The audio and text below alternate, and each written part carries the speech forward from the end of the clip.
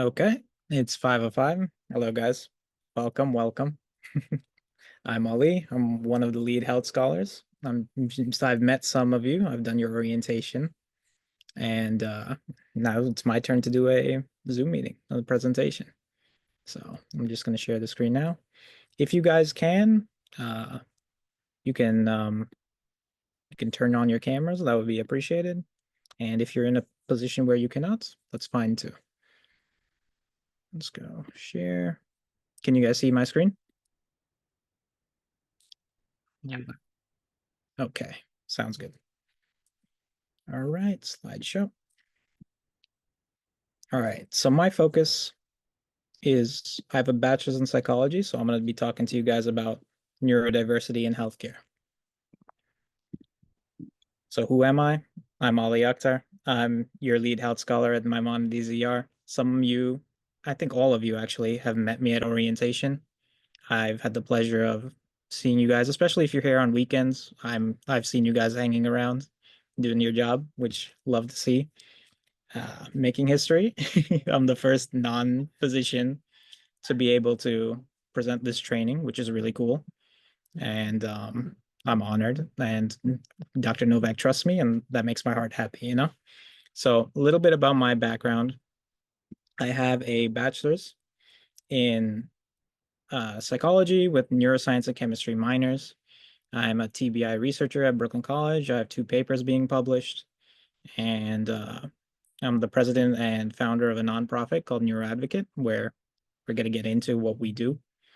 And I just applied to med school yesterday, so I've been a busy guy these past couple days.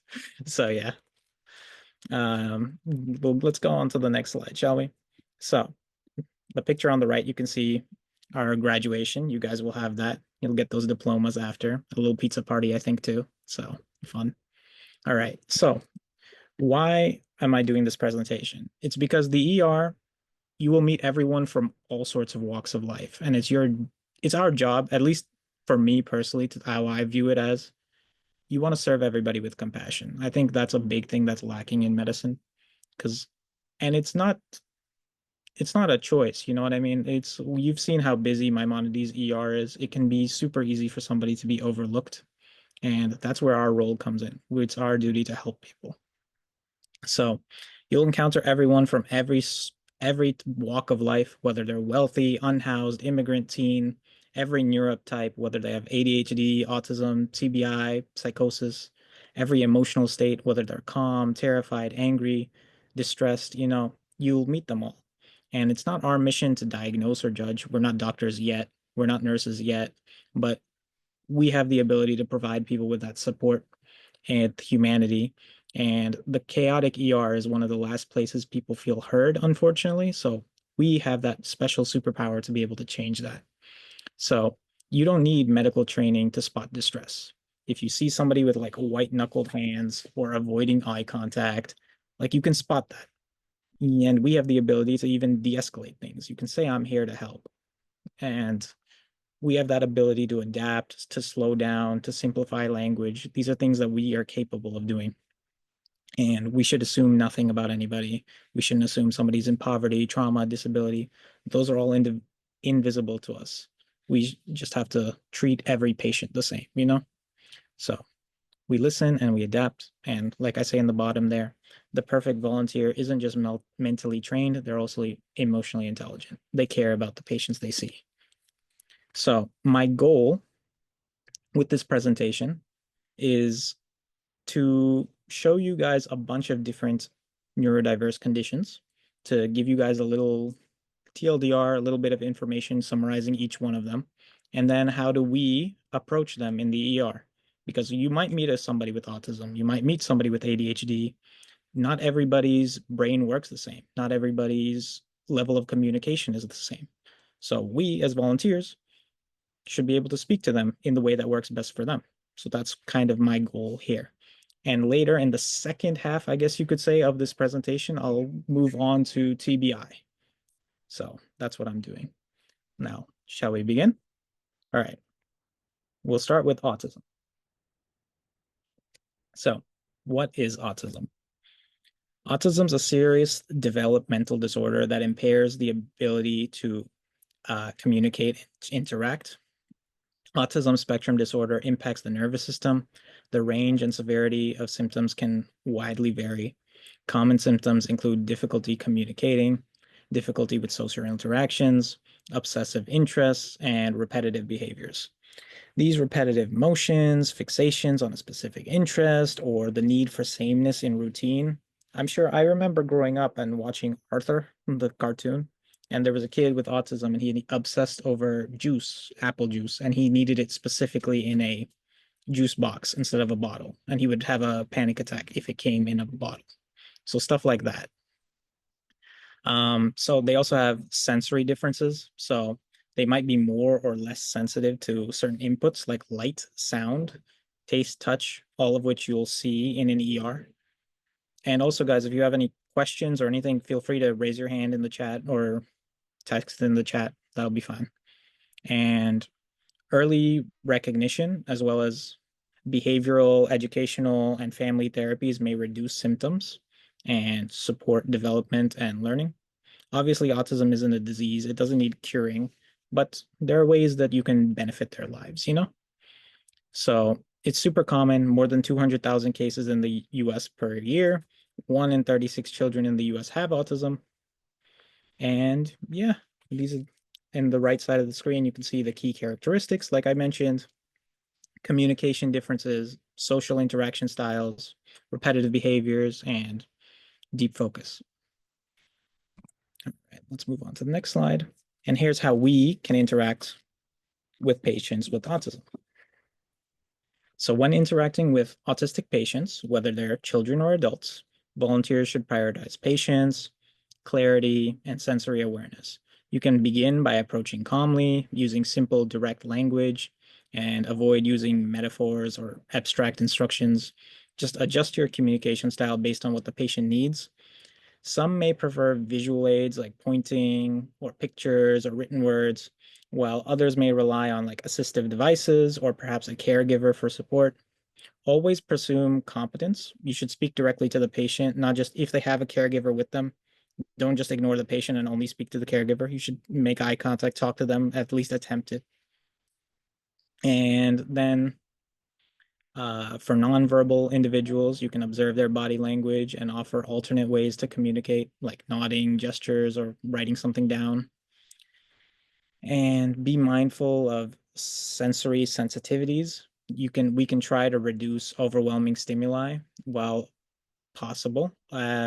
I don't think we can dim lights, unfortunately, but we can try to lower noise. I remember somebody being offered headphones my first week when volunteering. And if a patient becomes distressed, give them space, avoid physical restraint unless absolutely necessary, and remain patient. We wouldn't need to do the physical restraint, we have security, but in case we need to, we can call them. Meltdowns are often a reaction to overload and not defiance. For medical procedures, you'll probably be shadowing a doctor or a nurse, and they'll explain each step in advance of like this will pinch for 10 seconds and allow breaks if needed. And we should collaborate with the caregivers, like what usually happens at home. Like the doctors and nurses should tailor their approach, and we get to witness that. And above all, we treat autistic patients with the same respect and dignity that you would any other patient, recognizing their needs may differ, but their humanity doesn't.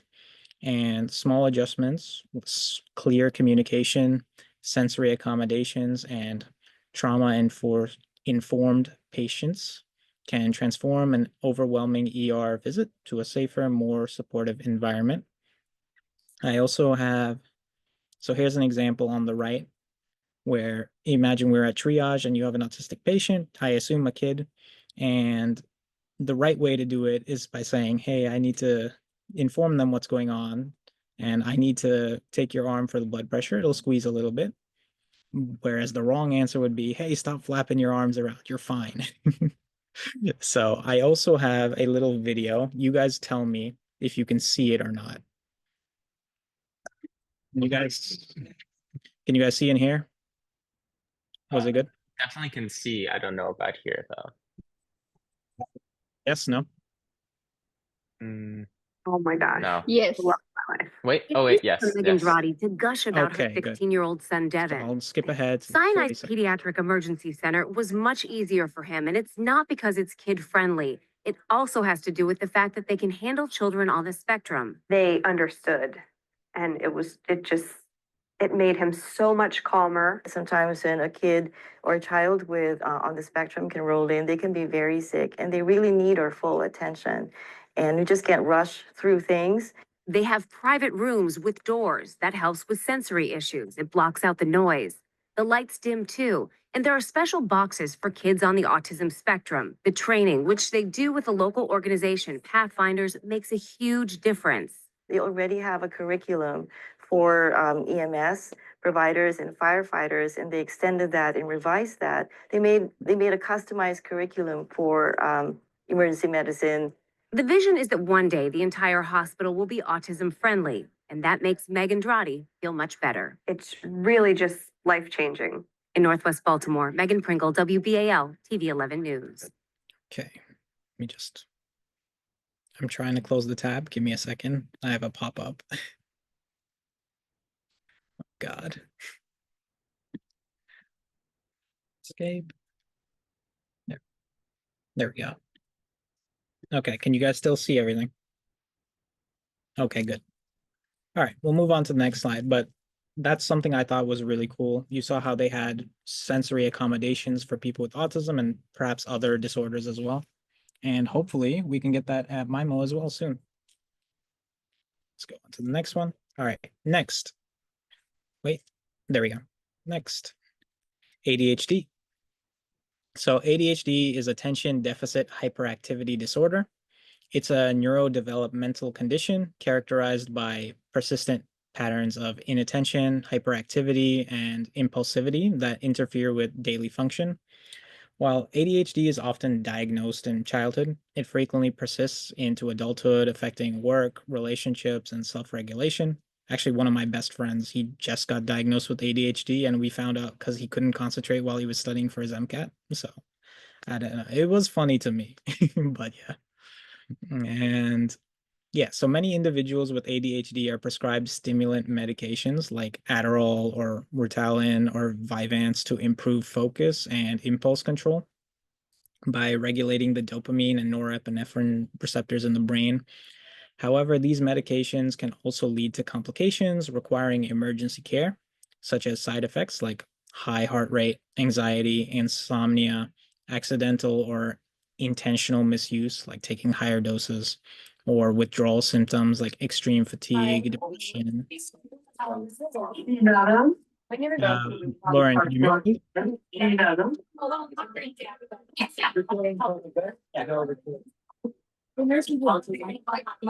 Lauren? Lauren, could you mute? See, I don't have the power to mute people.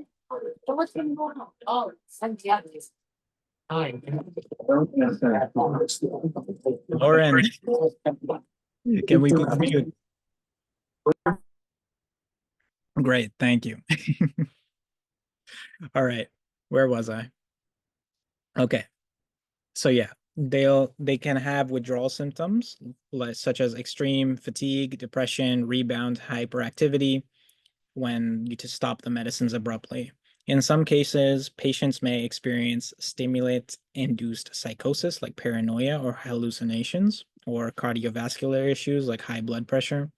So understanding these challenges helps healthcare providers and volunteers respond with informed empathy, ensuring patients receive safe, non-judgmental care while addressing their immediate needs, as well as like stimulants don't cure ADHD, but they do manage the symptoms, kind of like insulin for diabetes.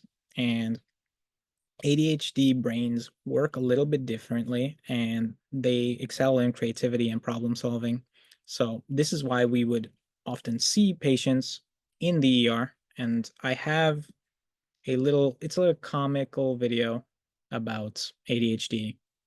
I'm only going to show you as you can tell, the little bit of the, you can see this in the bottom. I'm gonna assume, he's just gonna give like examples of ADHD. That is such a huge exaggeration. symptoms. It's really nothing like that most of the time. And if these sound unrealistic to you, it's probably just because you don't have it. But trust me, they're all real. They actually do happen. I would know because sadly, they're all my personal experiences. So without further ado, and no more hesitation, here are some real examples to help you guys know if you actually do or do not. I'm not even kidding. There's an actual butterfly right there. I gotta see how many of these you can relate to. Go! You meet someone new, and then 5 seconds after they've introduced themselves, you already forgot their name. No matter how hard you try to focus, whenever you're reading something like a book or a textbook, you read every single word on the page, you hear every single word in your head, yet 5 pages down the road, you have no idea what's going on or how you got there. You look at someone straight in the eyes, and rather than paying attention to what they're saying, you're trying to decide which eye you normally look at. Is it the left eye or the right eye? Or maybe it's the nose or the mouth. Or maybe you're supposed to look at the face as a whole, but you already forgot how to do that because now all you see is a bunch of face parts. To you, there's no such thing as sitting still. You don't realize it until someone tells you to stop, but you've either been rapidly shaking your leg, tapping your hands, or nodding your head to music that isn't there, or playing with whatever is currently in your hands, like a cell phone. You're a time traveler. You go and take a 5-minute Facebook break from work, but when you come back, it's an hour later. Sometimes you have to remind yourself to smile when you're with people, not because you don't like them or because you're upset. It's because you have a bunch of other thoughts going through your head that aren't smile worthy. No matter how hard you. All right, we get the gist. I remembered this was like a funny video when growing up, so I kind of wanted to present it. Do you guys see my full screen, or do you guys see my desktop too? Like I see like we can see the different like tabs and stuff, but Okay, that's fine. All right. Next, all right. So how do we, as health scholars and volunteers, how do we interact with patients with ADHD and stimulant-related issues?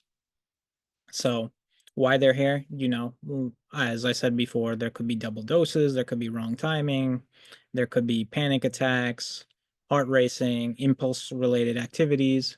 So when assisting patients with ADHD in the ER, volunteers should prioritize structured support and sensory awareness. I assume this will be coming through triage. You can begin by providing clear and concise instructions, break tasks into simple steps, like first fill out the short form and avoid overwhelming them with like lengthy explanations. And since ADHD brains struggle with waiting and transitions, offer frequent and honest updates.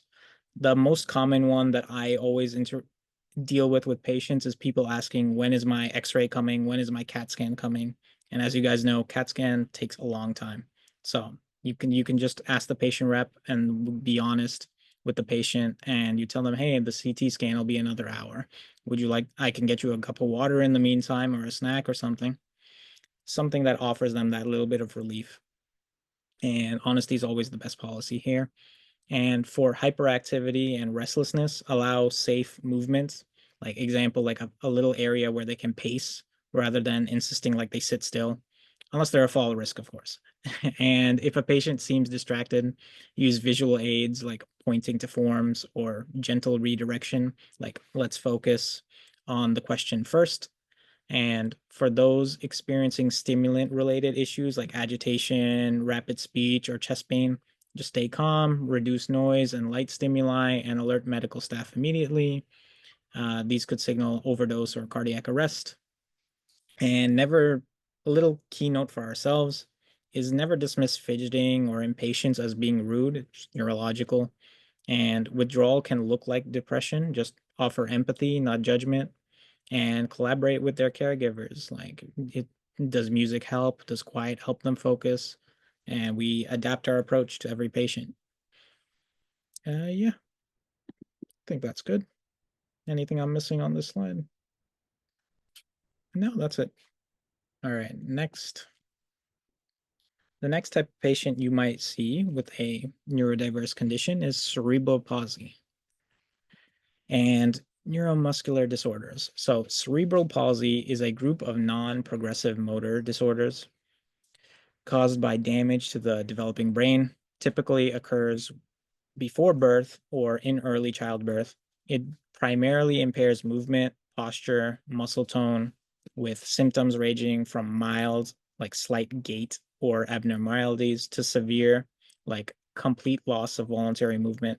Some manifestations include spasticity, like stiff muscles, dyskinesia, which is involuntary movement, or ataxia, poor coordination, speech impediments, or intellectual disabilities. Some of them have epilepsy as well. So in contrast, neuromuscular disorders like muscular dystrophy, ALS, spinal muscular atrophy involve progressive degeneration of muscles and nerves, leading to mobility loss, respiratory failure, and reduced life expectancy. So while cerebral palsy symptoms remain stable but lifelong through aging, aging may exacerbate them. Neuromuscular disorders is like a downward slope of relentless degeneration, often requiring adaptive equipment like wheelchairs or ventilators to function. Both conditions share secondary complications like joint contractions and scoliosis, but in the ER setting, these populations present unique challenges because cerebral palsy patients frequently require ER care for acute pain crises, like from spasticity or dislocations, aspiration pneumonia. I'm sure you've run into a bunch of patients with pneumonia already due to swallowing dysfunction or seizures. With these neuromuscular disorders, however, commonly they face respiratory failure from weakening muscles for breathing, cardiac arrhythmias, or life-threatening infections like pneumonia or from immobility. So both groups are super vulnerable to misdiagnosis or delayed care due to communication barriers or reliance on AAC devices, atypical pain presentation like laughter instead of crying, and positioning difficulties. So contractures complicating intubation and medication risks, particularly sedatives in respiratory compromised patients, further complicate treatment. So critically, ER staff must discern whether new symptoms reflect an acute emergency or disease progression. So yeah, that's the little rundown on cerebral palsy and neuromuscular disorder, but how do we assist them? And there we go.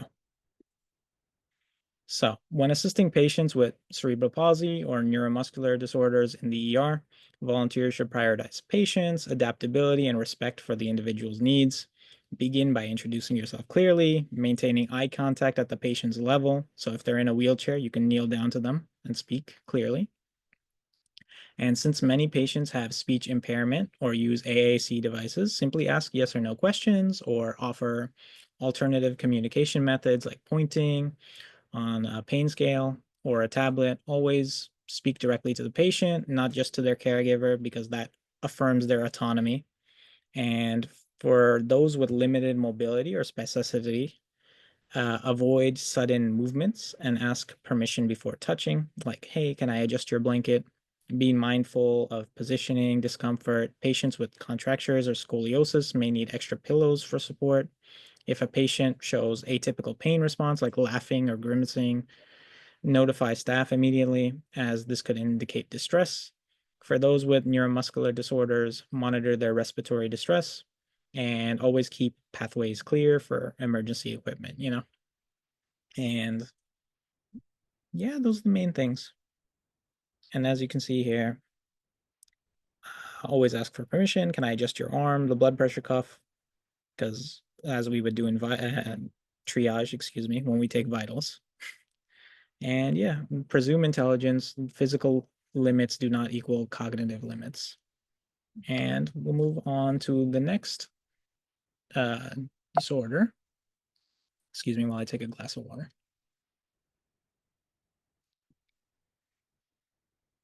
The next disorder that we might run into is Parkinson's. So first, I'll say, what is Parkinson's?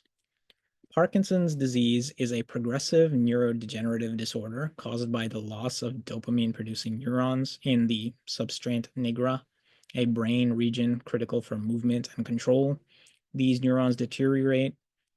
Patients experience motor symptoms like tremors, rigidity, bradykinesia, which is slowed movement, along with non-motor symptoms like cognitive decline, autonomic dysfunction, and these abnormal proteins clump together called Lewy bodies, and they accumulate in the brain, disrupting the connection. So as you can see, the patient on the right has a way less active brain due to Parkinson's.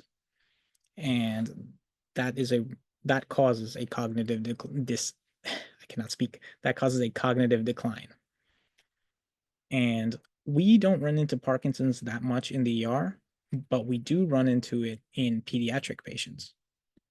So that is who we're going to talk about here.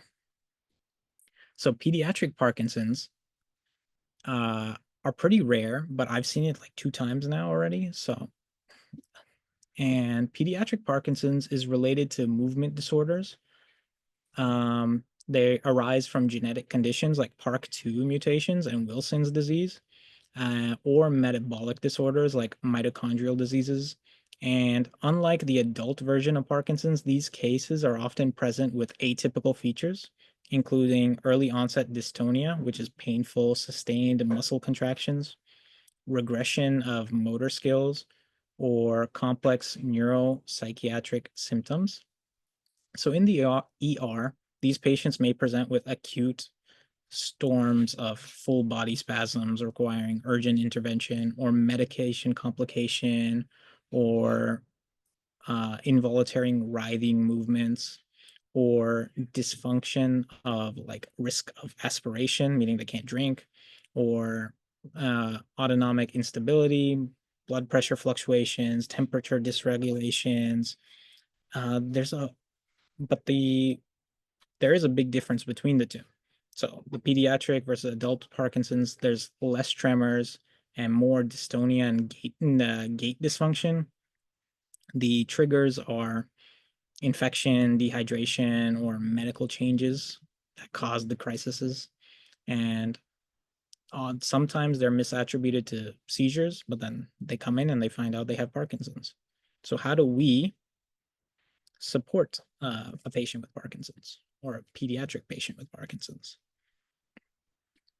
So for patients with Parkinson's disease or pediatric Parkinson's disease, the ER volunteers play a crucial role in minimizing distress and preventing complications. So we start by introducing ourselves clearly and slowly. Sudden approaches can startle patients with bradykinesia, that's slowness of movement, or dystonia. And for adult Parkinson's disorder patients, offer a steady arm for assistance if they need help walking. Don't pull, their balance is really fragile, and allow them time for tasks like signing forms, or watch for non-motor crises like sudden blood pressure drops when we're standing, or silent aspiration, like ask, have you choked on food or liquid recently? If you're going to give them food, it's always safe to go to the patient rep, ask for who the nurse is, and then ask the nurse, can they eat? Can they drink? And if you're shadowing a nurse and doctor, you'll often see them doing this stand test to see if they are able to walk or not, to test if their blood pressure will drop. And for pediatric cases, recognize that dystonic storms, that violent muscle spasms, or the medication-induced writhing movements may mimic seizures. So just stay calm, clear space, and alert staff. And children with Parkinson's disorder can't articulate their pain. Just look for grimacing agitation or guarded limbs. Always check with their caregivers or the nurses about the medication timing, trigger. We don't have to worry about it, but we will witness how the nurses interact with these. And if, again, similarly to the other disorders, if we can lower the bright lights, because I remember there was a patient with had a brain bleed, and they had a super sensitivity to bright lights, and we got them a face mask, like as if you were like on an airport flying, and that really helped them out.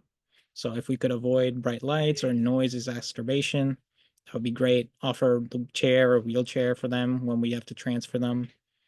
And yeah, that's really it for Parkinson's. The next disorder is intellectual developmental disabilities, IDDs. So IDDs are individuals with such as Down syndrome or autism with intellectual impairment, or cerebral palsy with the cognitive delays. And so they often visit the ER due to communication barriers that mask serious medical injuries. Many struggle to verbalize pain or describe symptoms. leading to delayed diagnosis or conditions worsening like infections, fractures, gastrointestinal problems. Additionally, they face a higher risk of abuse, neglect, or medical trauma. So how can us volunteers help? We can use simple language and gestures and picture boards, like if the AAC devices are available. Ask yes or no questions. Does your head hurt? Point to where. Observe nonverbal cues like grimacing, pointing at a body part, agitation. Screen for distress. So if you notice, this is for every patient, but if you notice like unexplained bruises, withdrawal, or like fear of touch, discreetly alert staff of these concerns. And you should involve the trusted caregiver. Like you'll hear the doctor say, what brings you in today? Well, what's different today? And reduce overstimulation. Again, if they can find a quiet space, great. Explain steps before touching. Like you'll see the doctor or nurse and say, hey, can I touch your, I'm gonna listen to your heart now. And the stethoscope might feel cold, stuff like that. And we can advocate for them, ensure their parent assessments account for nonverbal signs, and remind staff that they might not react typically. If we know of these conditions, and we can be like, hey, they have this, they might not react the way we might expect. So, little summary. Wait, did I miss something? No, okay, good. So this is a little summary. So when interacting with neurodiverse patients in the ER, including those with autism, cerebral palsy, pediatric Parkinson's, intellectual or developmental disabilities like IDDs or the ADHD, us health scholars and volunteers should be able to blend universal principles with condition-specific adaptation. So we can start by minimizing sensory overload. If we can find a way to dim lights, lower voices, or reduce strong smells, which is why we're not allowed to wear perfume, and using clear, concrete language, like avoiding metaphors, just speak slowly and straight to the point, and always ask the patients about their preferred communication method, whether verbal, visual aids, assisted devices. And for nonverbal or autistic patients, clearly observe their body language. Hand leading, rocking, or grimacing may indicate pain or distress. Use visual pain scales to allow extra time in responses. Patients with ADHD benefit from short step-by-step instructions, and movement breaks when safe. And when cerebral palsy or movement disorders may need help positioning comfortably, watch for silent pain cues, avoid forcing stiff or spastic limbs with severe muscle spasms. For pediatric Parkinson's, prioritize on-time medication, and so we'll see the nurses will be on top of it, and recognize dystonic storms like those severe muscle spasms that we were talking about, and that require urgent staff intervention. For IDD patients, assume competence. Many understand far more than they can express, and discreetly screen for signs of abuse or neglect.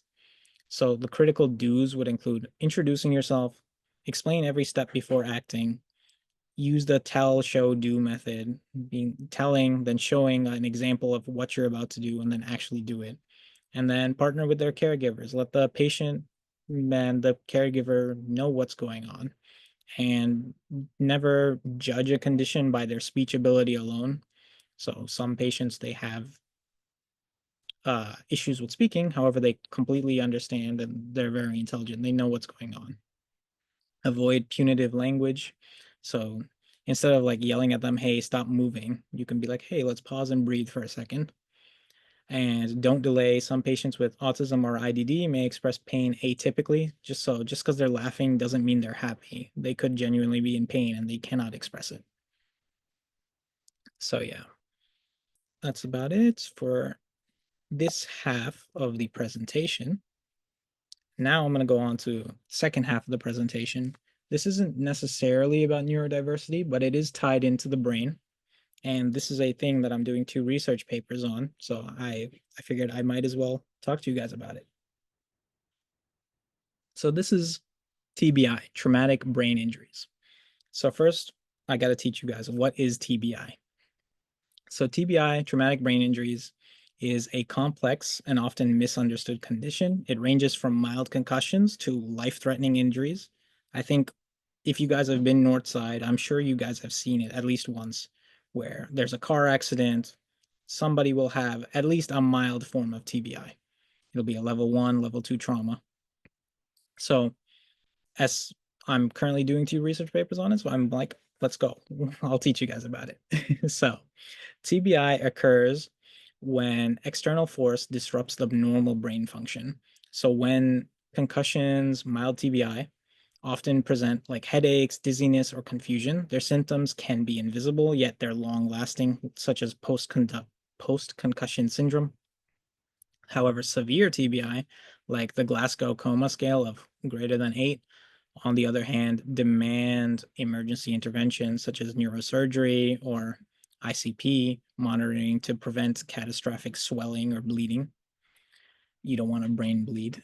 And key challenges in diagnosis. So concussed patients may appear fine, but struggle with memory, balance, and emotional regulation. And the thing with TBI is you'll have rapid deterioration. So with severe TBI patients, they can suddenly decline. Unequal pupils or agitation may signal brain herniation. Communication barriers, like they'll have a cognitive fog, which makes it hard for patients to articulate their needs. And pediatric vulnerabilities, children account for almost 8% of TBI-related hospitalizations, and falls are the cause for that in that 0 to 4 age range. So how do we help? The way we help is monitor closely. If we can see worsening headaches, we can see vomiting, and we can inform the staff immediately. We can try our best again to reduce stimuli, minimize noise and light sensitivity, and adapt communications. Again, simple questions. What's your pain on a scale of 1 to 10? How can I help you?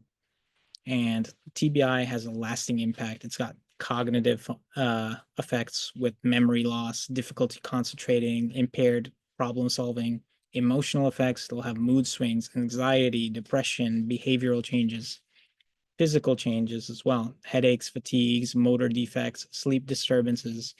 These deficits often stem from frontal and temporal lobe damage, and those are critical for your executive function and memory.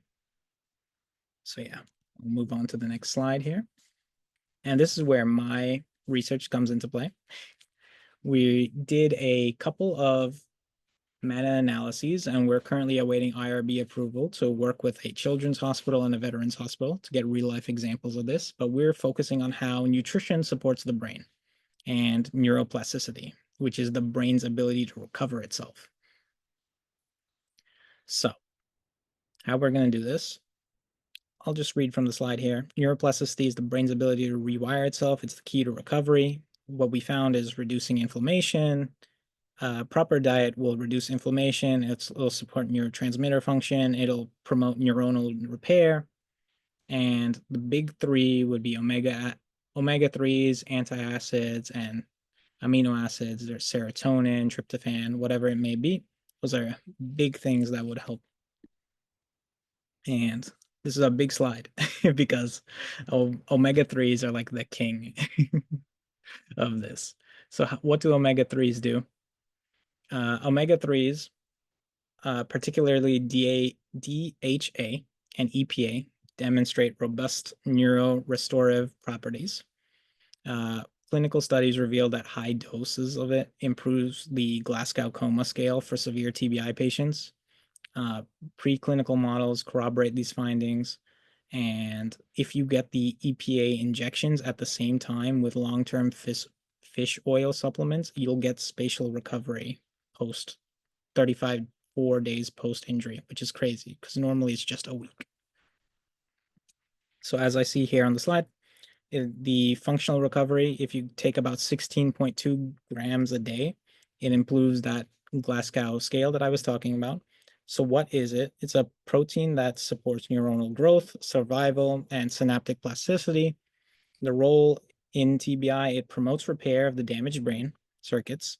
The levels drop after TBI, so omega 3s help restore it. Studies shown that omega-3s normalize the BDNF levels post TB and restores the spatial memory in mice, and hopefully we'll apply it to humans as well. It's also really good at reducing neuroinflammation. So there was a pediatric TBI study that found out that it reduces TNF-A, which is a pro-inflammatory cytokine, if it's treated early within 12 weeks. And it also modulates microglia in the pediatric TI, which is microglia is a key player in inflammatory disease in response to TBI. I have a bunch of stats that I won't bore you guys with, but this is the key points there. And also there's cross benefit because TBI shares the same pathway as depression. So if you can pair it with an SSRI, that would be quite good, and it attenuates the DAMPS, so the damage associated molecular patterns. So what do? They molecules released by damaged cells that trigger inflammation. What's their role? The alarm signal of these two worsen the secondary injury. So omega-3s reduce that signaling so that by neutralizing it, you'll have less neuroinflammation. The omega-3s that I was talking about, the EPA and DHA, can convert the resolvins and protectins, these specialized molecules that actively turn off inflammation to promote healing tissue. So they kind of act like a fire extinguisher for TBI-induced neuroinflammation. And the key takeaway of the studies that we were reading was high doses of omega-3s, both the EPA plus DHA post-TBI, may enhance recovery for synaptic plasticity and anti-inflammatory. So we found that the EPA decreases it by TNF by 62%, which decreases the inflammation by 62%, and it'll increase the synaptic proteins as well by rebuilding membranes. And the next thing, so be sure to eat your fish. It really helps with memory and inflammation. The next thing are antioxidants, which are found in your berries and leafy greens. Basically, we'll have a bunch of antioxidants. The big three, I'll say, are NAC, endaveron, and CoQ10. Basically, TBI triggers harmful oxidative stress, which is called ROS, reactive oxidative species. So excess of this causes toxic byproducts. This leads to inflammation, mitochondrial failure, and neuronal death. So antioxidants counteract this by neutralizing ROS and repairing the cells. So NAC boosts glutathione, which is a brain's natural antioxidant, and reduces inflammatory proteins like the one we spoke about before, TNF. And endaveron acts like a fire extinguisher for the oxidative damage. So while vitamin E and CoQ10 protect cell membranes and mitochondria.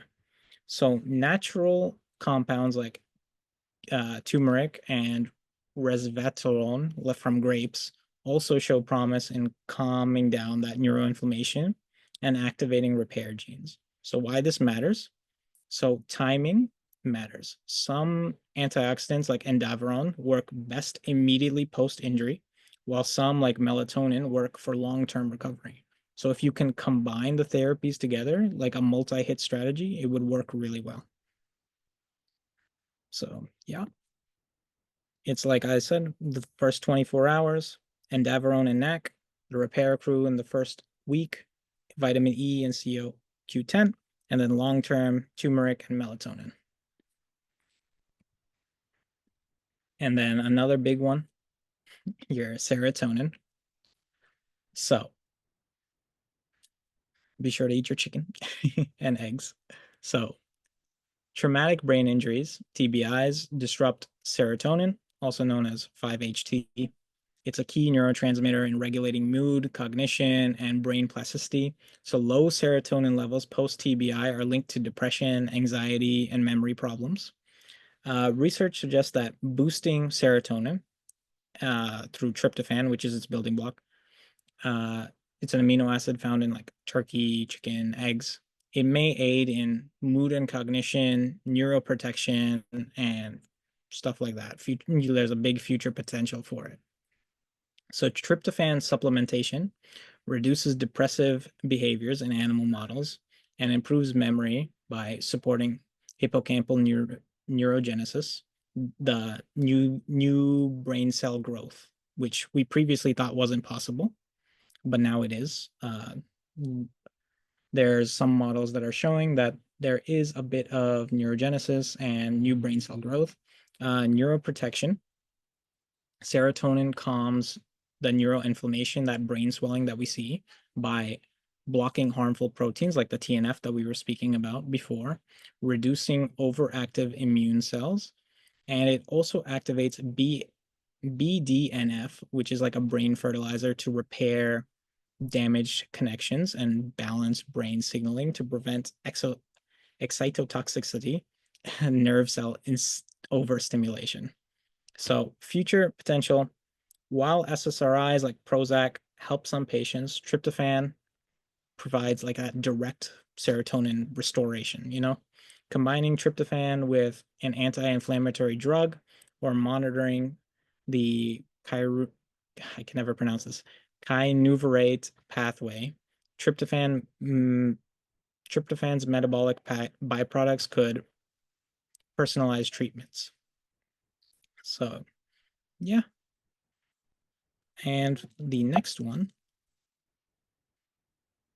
So again, basically, tryptophan, it'll boost the hippocampal neurogenesis, reduces depressive symptoms, and blocks the neuroinflammation. Next is a fun one, acetylcholine. So acetylcholine is found mostly in eggs, and TBI depletes acetylcholine, which is your memory molecule. And the solution to that is cytokcholine, which is a big dose of it essentially, and it repairs cell membranes. It boosts memory scores, and it blocks that neuroinflammation receptor again. It's kind of like an off switch almost. So acetylcholine, it provides that neuroprotection that we need. It prevents the cytochrome release of mitochondrial emergency signals, and balances exotoxicity, that brain overstimulation that we were talking about before. So choline is like a double whammy. It provides neurotransmitter support and direct brain repair as well. And yeah, that's really it. I hope you guys enjoyed the deep dive into neurodiversity and TBI recovery. So this is kind of what I love doing, and the research has been kind of a thing along the way that I found out through my neurobio professor, and she's been great. She's Dr. Samadar at Brooklyn College. She's an amazing mentor, and I'm so lucky to have her. And yeah, if you guys are interested in anything related to neurodiversity, I have my website and the Instagram and the email of the nonprofit that I have. I'm currently trying, obviously, this is not related to Maimonides. Let me put that disclaimer out there. But if you guys are interested in volunteering or want some way to help these communities, feel free to shoot me a text or an email. Because I'm currently trying to work with a 4,000 student school in New York, and just trying to partner with their special ed society and trying to make those connections. So yeah, I hope this was a good presentation for you all. And yeah, if you have any questions, feel free to ask. And if not, you guys have a lovely day. I was wondering, with what you said about neurogenesis, is that the creation of new neurons, or or a growth in size of neurons and like more connections between them? To be honest, I don't want to give you the wrong information, but from my understanding is previously it was they were dying, the neurons were dying, and they were not able to be replaced. However, here I think they're making those connections, rebuilding those previous connections that got burnt away. But I can, if you send me an email, I'll send you the information, because I have to relook at my notes again. Gotcha. Okay. Thank you. No worries. Okay, if that's it, you guys are all free to go. Thank you very much for teaching. Thank you so much. Good luck on getting into med school, man. Oh, bro, it's been a whole thing. Yeah. All right. All right. I appreciate Bye-bye. you. Thank you very much. Mhm.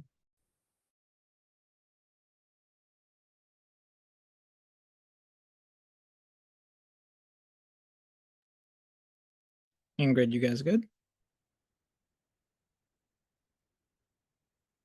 Okay, well, the lesson's over. You guys are free to go. And Dr. Novak, if you're watching this still, I appreciate you for letting me do this. I had I had the power go out yesterday. It was a whole thing. So God bless. I hope the family's doing well. And yeah, have a lovely day.